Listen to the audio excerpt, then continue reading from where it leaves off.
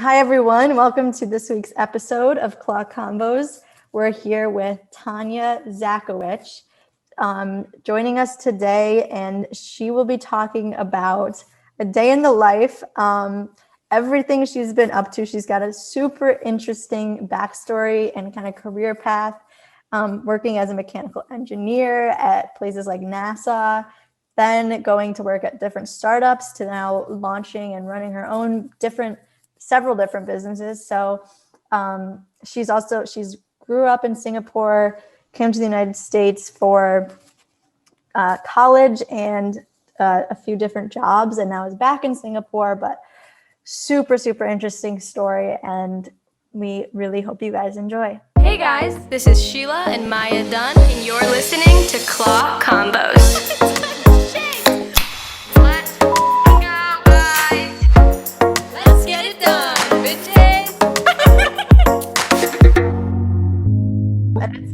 It's 9 p.m. at night. We sometimes have a drink in hand. But I know it might be morning for you, or I don't know if you have coffee or whatever, but I have coffee. Yeah, perfect. I miss White Claw because they just got it. I think they just got it in Singapore, but it literally costs like $15 for one can. So they do have like some type of a knockoff version here, which is not bad.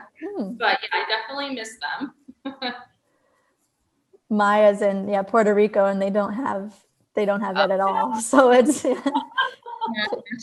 how it works. But yeah, thanks again so much for just doing this. I guess to start off, we would love to just hear what are you doing now and kind of your story. Okay, let me try to try to keep it brief.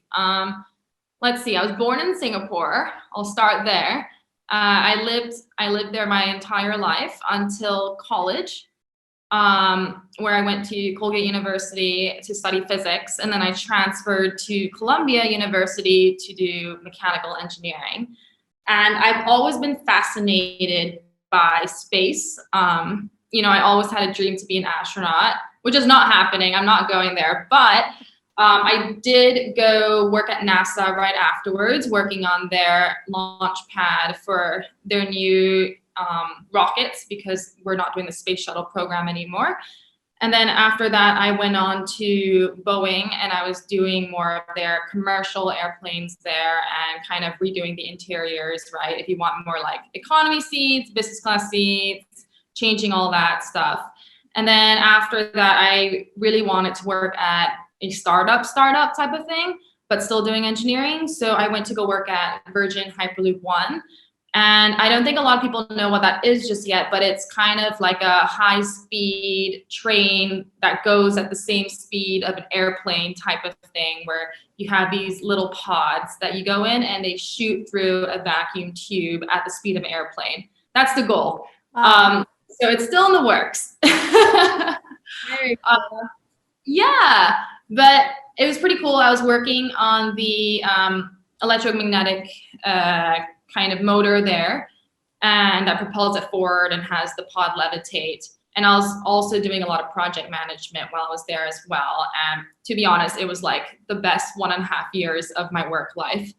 But after that, I had to come back to Singapore, and mostly for family reasons as well. So I came back here, couldn't really find engineering jobs I liked. So I joined an accelerator working on kind of the startup launch and investment teams. So instead of doing engineering, I was investing in engineering startups. And that was pretty cool because I wanted to learn about the business side of things without getting an MBA. So this was kind of like cool because I was getting paid to learn so much at the same time. So that was pretty awesome. But I did leave after about a year, and it was during COVID when I left. And also that's kind of when that was the start of my entrepreneurial journey. And it has definitely not been smooth.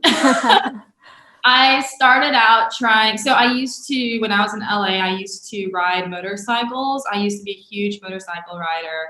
I loved it. And one of my pain points was that there's no like protective, comfortable leggings for women. So I was like, you know what? I'm going to do something for myself. I'm going to make these. But, and actually there still is a need for it, but in the end, it was way too difficult with COVID. I couldn't travel anywhere. My manufacturers were going to be all over the world. And it ended up being a huge material science problem. So I shelved that idea. And then I decided to start a jewelry company that kind of focuses on, like, the pieces are inspired by kind of like STEM. So like math pieces, engineering pieces. The problem is the prices of like silver, gold, and rhodium really increased during COVID. So I'm still having a lot of designs coming on the way, but it's a slow progress because things are so expensive right now, which is insane. And then this year I started a company with my two friends. It's currently in stealth mode, but it's it's like a social platform connecting Asia together and Asia to the US as well. So that's in the works. I can't say too much about it, but I hope I'm not like rambling on way too much. This is not, I'm like so sorry, but I'm almost done. But to the other things I'm doing is that I've always wanted to get back into education. So my fiance and I, when I came back to Singapore, I got engaged. Got married. But we can do that later. And we want to start a kindergarten here because we feel that when we were thinking about having kids down the road, there wasn't a single kindergarten that I was very happy about. So we're like, why don't we just make our own? So that's in the works. And also I started a math TikTok, which is super random, but in like a month it gained like 800,000 followers, and it's like doing super well. So I'm thinking of kind of going that route and making like YouTube videos and courses and all that type of fun stuff. So that's like in a not really a nutshell, but what I'm doing. Feel free to edit some of that out. That was really long. No, that's awesome. First of all, congrats. That's amazing. Sheila and I, like doing some of our research, found the TikTok and we were like, oh my gosh, this is so great. I love the concept also. The pink pencil is great. Okay, but so kind of backtracking to the like first positions out of college, was that compared to now, like how was that transition like working in places like NASA, which is also super, like, I can't even imagine for me, like science not my thing, and then to now doing more like the entrepreneurial stuff? Yeah, it's really different. I think it's also a completely different mindset as well, because back then I was just chasing after things that kind of shiny objects and things that I've been wanting to do since I was a kid. And it was kind of like I reached those goals, and when I was working there, it was super awesome, right? I had a purpose and kind of something I had to do every single day. When you're doing entrepreneurship now, it's really different because it's up to you to create that. It's not like there's a super cool project that is like handed down to you and people telling you to do this. It's kind of like you really got to carve that path out for yourself.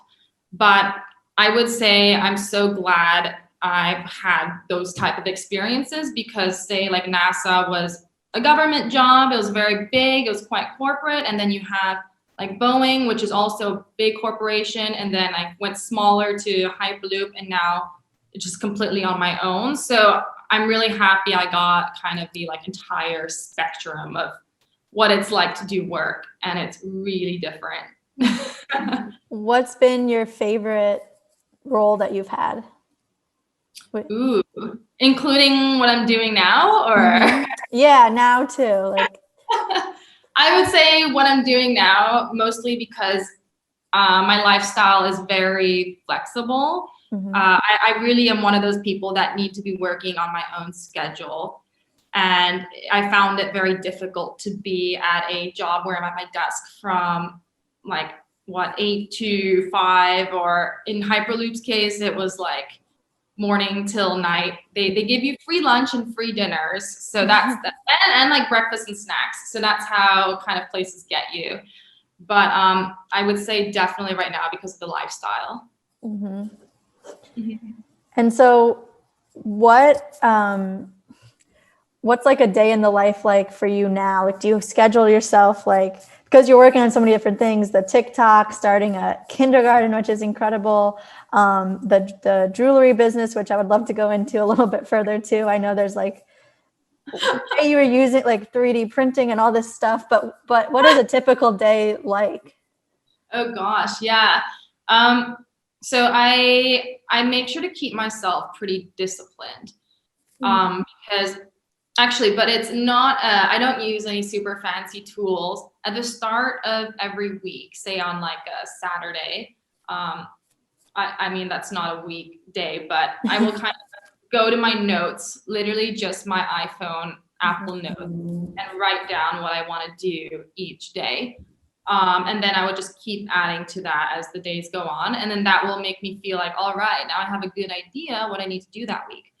And then I wake up every morning around like 7:30 a.m. in the morning, and I just kind of start getting into it because I work best in the mornings. I am not like a night person.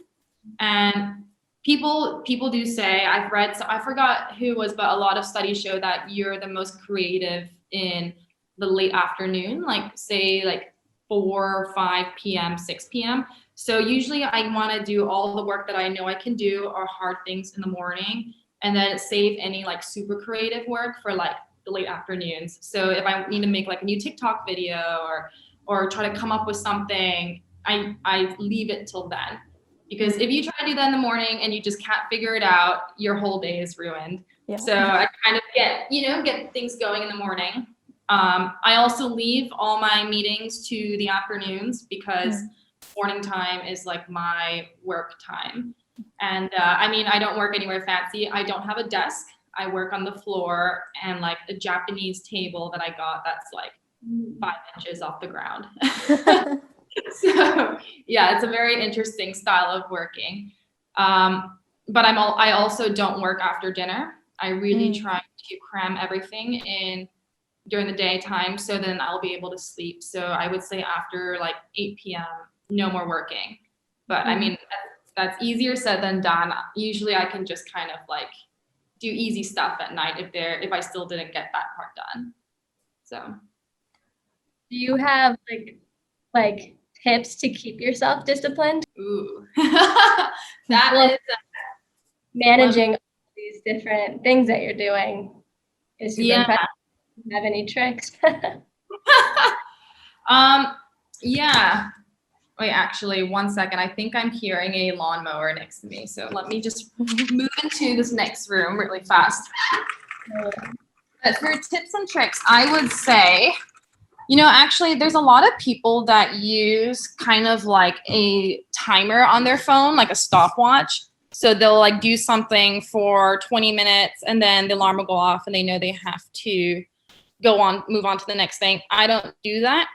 I actually really use my calendar on my Gmail and I block up my time. So if you go to my calendar, there it's just like completely filled up each day, and I'll designate like, I'll have like from 8 a.m. to 11:30 a.m.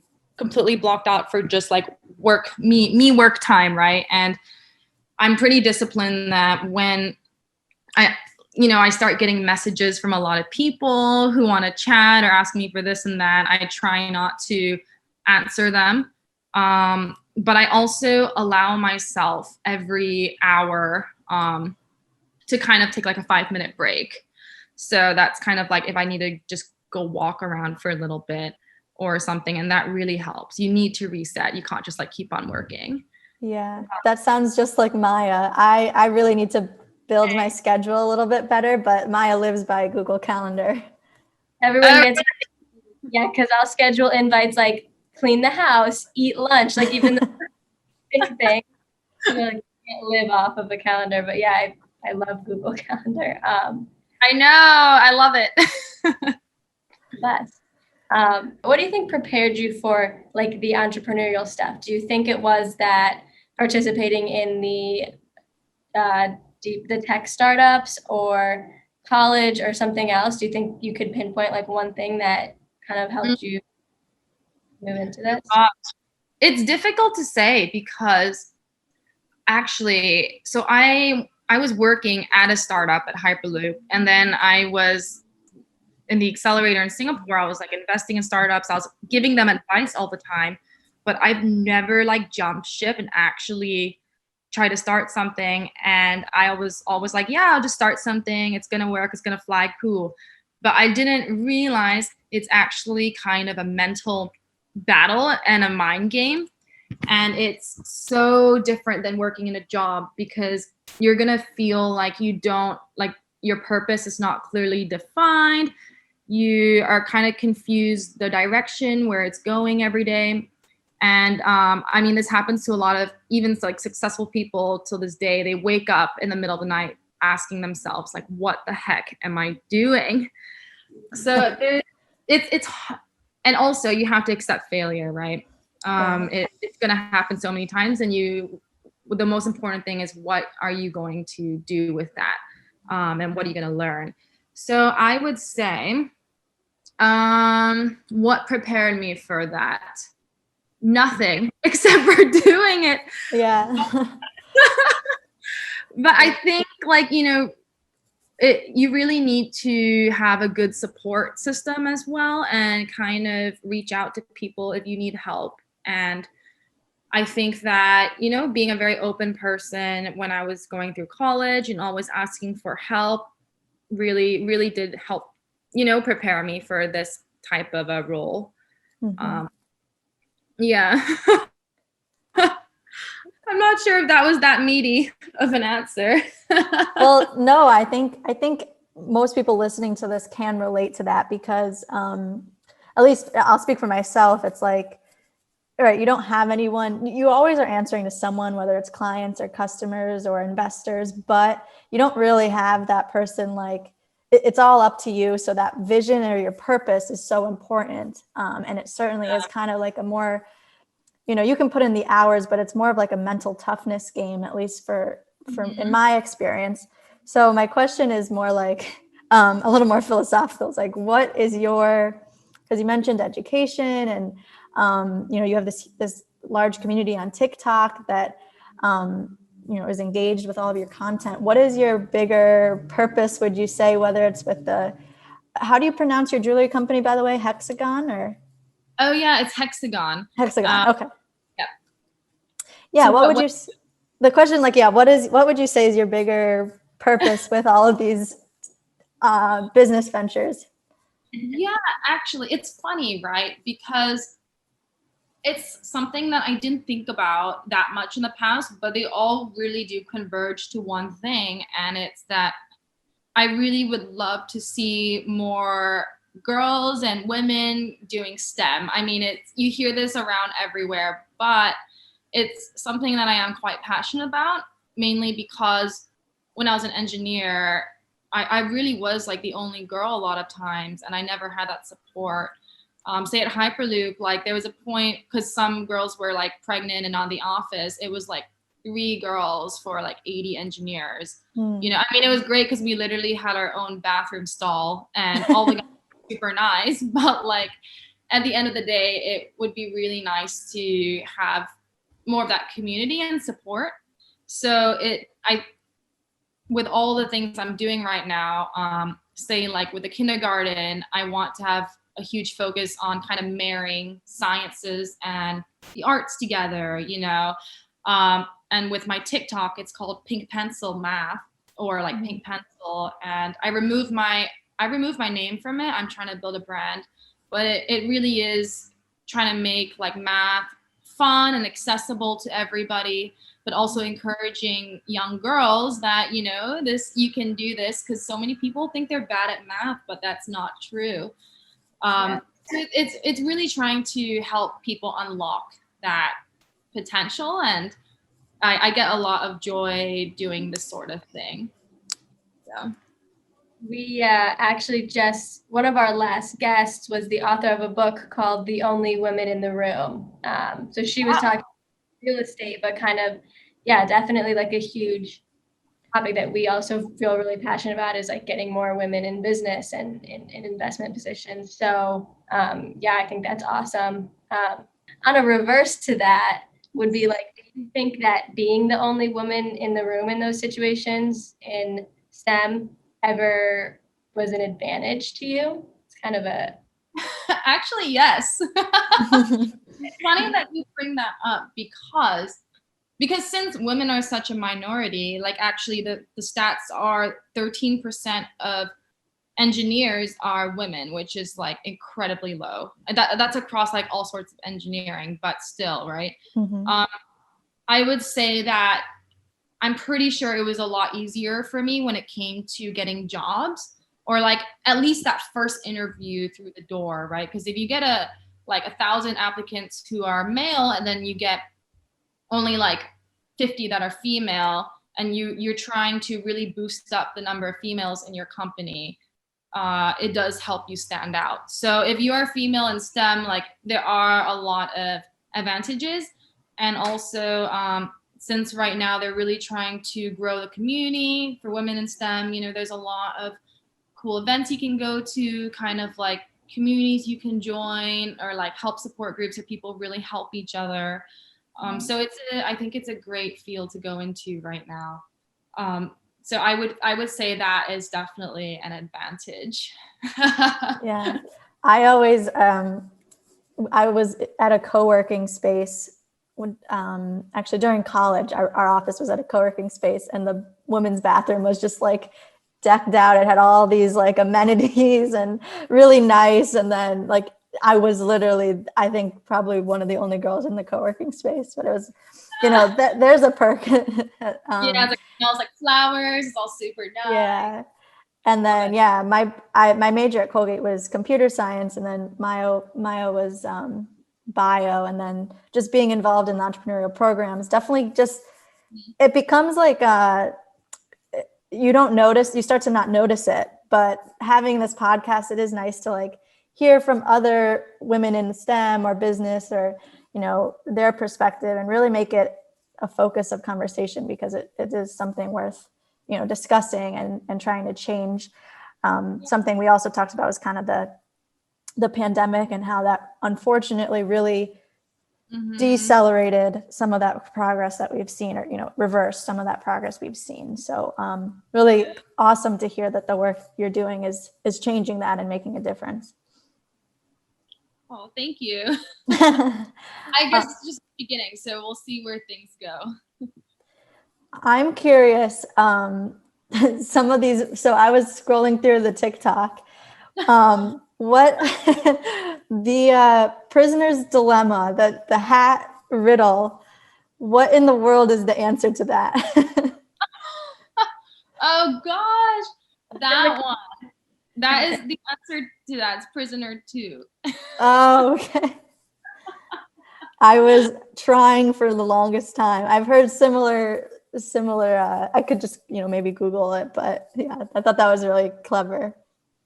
Yeah, I mean, I didn't make it up, but I spent a lot of time trying to find a riddle that I thought was quite interesting, and that one was it. So if anyone's listening, you can go to my TikTok at math and look it up. With the TikTok, because that's an awesome thing you have. Where did that come from? Like, was it a random, spontaneous, I want to start this TikTok, or how did that series of events kind of play out?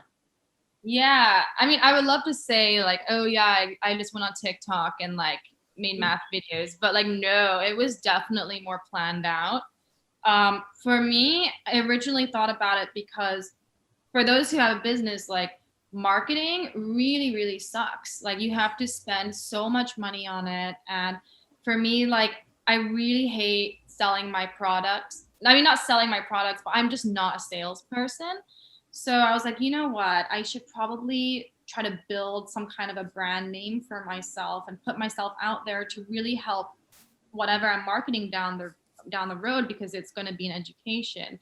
So that's kind of where the pink pencil TikTok came from. And I originally wanted to make it about physics, but not as many people can relate, because not everyone in the world takes physics, but everybody in the world has to study math. And I'm actually very passionate about math. I used to do math competitions.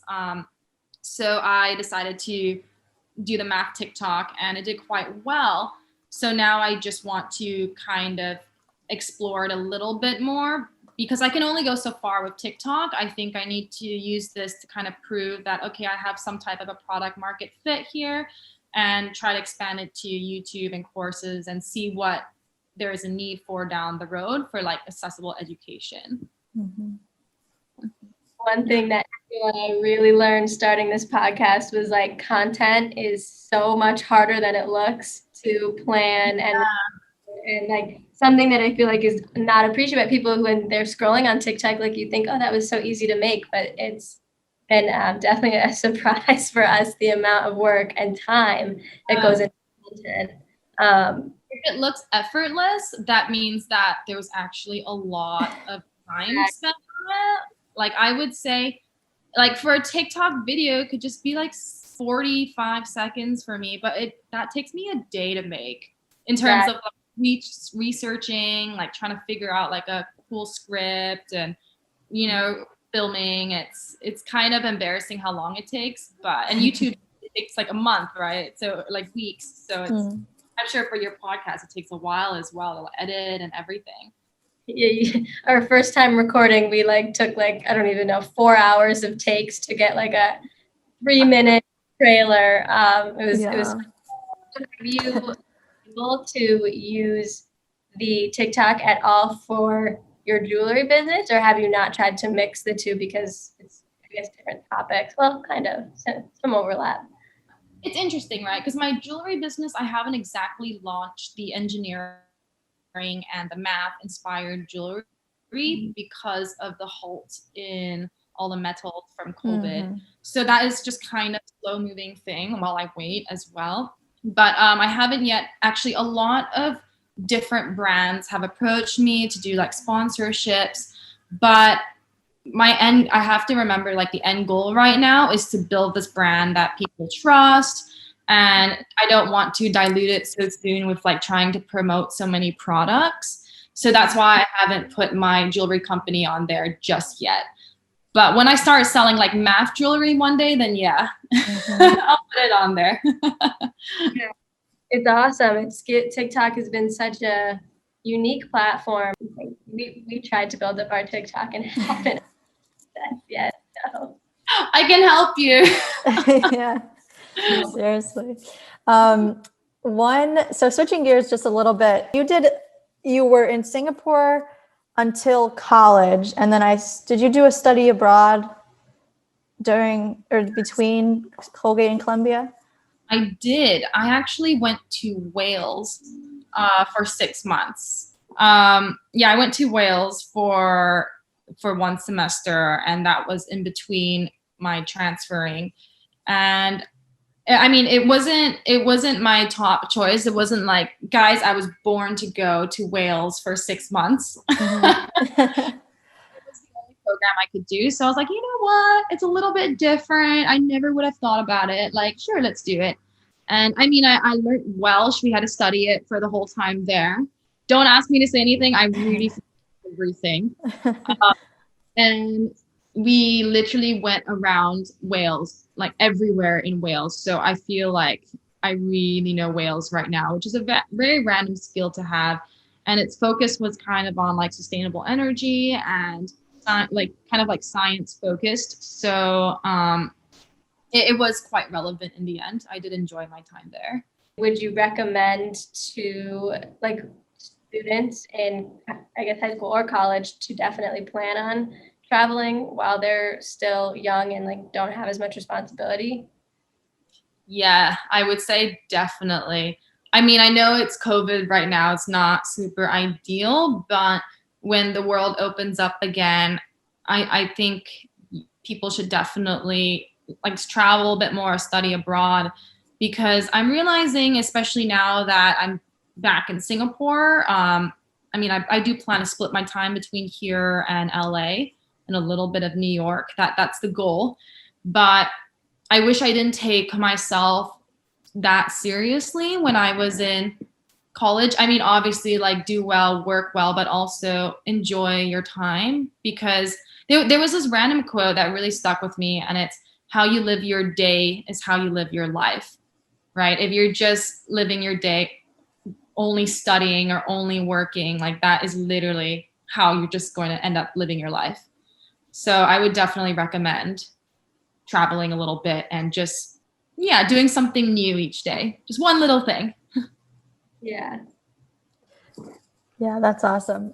Do you have any, you just mentioned one piece of advice of kind of, doing one new thing. Do you think if you were just maybe finishing up at Columbia, you could tell yourself something like on that day, would you, what piece of advice maybe would you tell your younger self? Oh gosh, I would tell myself that. I would also tell myself just to also be open to change, because things are changing all the time.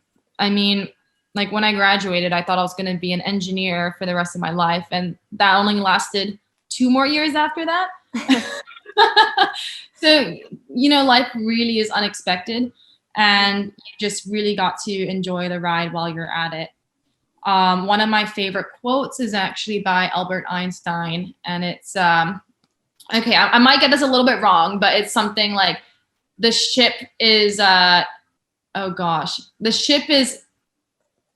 this is bad. I forgot it. The ship is like not safe the ship is safe at shore, but that is not what it's meant for. It's something along those lines. I pulled it up right here. It's a ship is always safe at the shore, but that is not what it's built for. Yes, thank you so much. And actually, that has been, I should know how to say my favorite quote verbatim. This is very embarrassing, but I really do try to live by that, because, you really should put yourself out there sometimes, be a little risky with a few things, especially when you're young, and keep exploring and stay curious, right? So I would try to live by those few things I've just mentioned. Yeah, that's a great quote. Actually, I'll probably end up, using that. I'm in Puerto Rico, and I've been deciding, like, should I go to graduation, but then COVID. So, but like, my graduation is so soon. I want to like have it while I can, but yeah. But thank you so much, Tanya. It was great to talk to you. I know if you're like me, you probably have something scheduled at 9:45 a.m. We don't want to keep you too long. Yeah, thank you guys. It was so nice to meet you guys officially, and I really love what you're doing. This is awesome.